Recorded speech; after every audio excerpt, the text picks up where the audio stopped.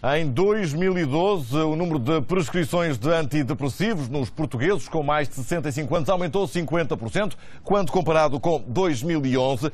Por sua vez, o número de prescrições de ansiolíticos para a mesma faixa etária aumentou 100% no mesmo período.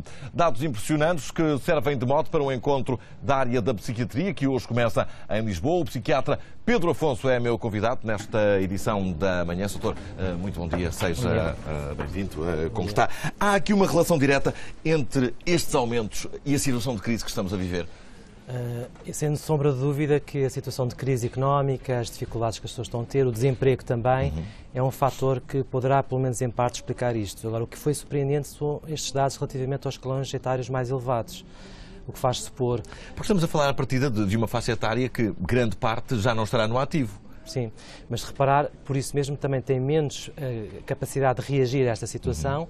Houve uma série de expectativas de vida, de final de vida, que neste momento estão a ser postas em causa, nomeadamente o facto das pensões de reforma também estarem a sofrer cortes. E eu penso que também terá outro fator que pode explicar em parte isto, é o facto de as pessoas mais idosas estarem a viver também as dificuldades dos próprios filhos, muitos dos quais estão inclusivamente a regressar à casa dos pais porque vêm-se impossibilitados pagar os empréstimos. Acredita que podemos estar ainda perante mais casos que não são tratados? Porque estes são aqueles que são tratados, são aqueles que são medicados. Estamos a basear-nos no número de medicamentos destas áreas que aumentaram muito no ano passado. Mas acredita que podem existir mais casos que nem sequer são tratados?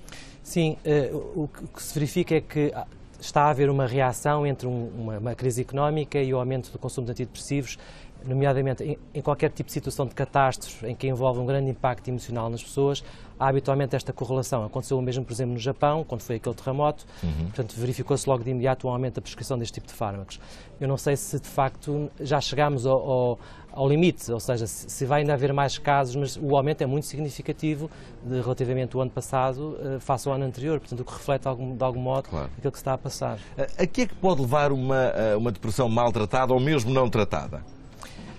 Pode levar a duas situações. Em primeiro lugar, a pessoa pode nunca mais recuperar, não voltar a ser aquilo que era, nomeadamente ficar com aquilo que nós chamamos os sintomas residuais e, portanto, ficar sempre, digamos assim, limitada nas suas capacidades, ou pode aumentar... Com uma depressão permanente? Sim, com sintomas permanentes, aquilo que nós chamamos de sintomas residuais. A outra situação é que pode ter múltiplos episódios, portanto, o risco de ter vários episódios ao longo da vida aumenta se a pessoa não for adequadamente tratada. E esse tratamento passa só pela medicação, de que já aqui falámos, ou há outras técnicas? Se for uma depressão ligeira, poderá passar apenas pela psicoterapia, digamos assim. Mas uma depressão major, que já envolve alterações a nível fisiológicas do organismo, obriga, é mandatório que se faça a prescrição de antidepressivos, porque sabemos que há alterações a nível do sono, a nível de concentração de determinadas substâncias, que têm que ser repostas e normalizadas, senão a pessoa, como eu disse há pouco, não volta a funcionar, pelo menos em termos cognitivos, como funcionava antes de acontecer a doença. É isso que eu ia perguntar, porque calculo que o impacto que uma depressão, seja na fase de tratamento, seja no pós, quando maltratada, seja mesmo nos sintomas que levam a essa depressão, tenha um impacto muito grande na vida destas pessoas e das pessoas que, no fundo, convivem com elas.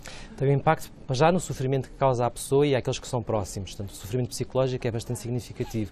Depois há quebra também no rendimento. Há quebra, se for um estudante, há quebra do rendimento escolar, há quebra do rendimento profissional. Isto também tem um impacto económico, porque na verdade é mais célere nós tratarmos, por exemplo, uma pneumonia, que ao fim de uma semana a pessoa pode estar restabelecida e voltar a trabalhar, ao passo que uma depressão, quando é grave, pode provocar o abandono da atividade profissional por um período prolongado, no mínimo 1 a 2 meses, não é? Até que a pessoa consiga novamente recuperar. Portanto, a dificuldade de tratamento também se expande um bocadinho no tempo face a outro tipo de patologias. Doutora, há aqui uma consequência mais delicada, mas que eu vi que estava na agenda de trabalhos deste encontro que vai decorrer hoje e amanhã em Lisboa e que se prende na relação que existe entre a crise, a depressão e, num caso extremo, o suicídio. Também estão a aumentar estas situações? Nós temos alguns indicadores indiretos que apontam nesse sentido, nomeadamente o número de chamadas do ONM, de acudir a este tipo de situações, tentativas de... Os dados são sempre retrospectivos, são sempre relativamente ao ano anterior, portanto, mas temos indicadores pelo aumento do número de antidepressivos, pelo facto de haverem estudos científicos correlacionam o aumento do desemprego e o aumento da taxa de suicídio, entre os quais Portugal também participou num estudo multicêntrico europeu, temos esses indicadores que fazem suspeitar.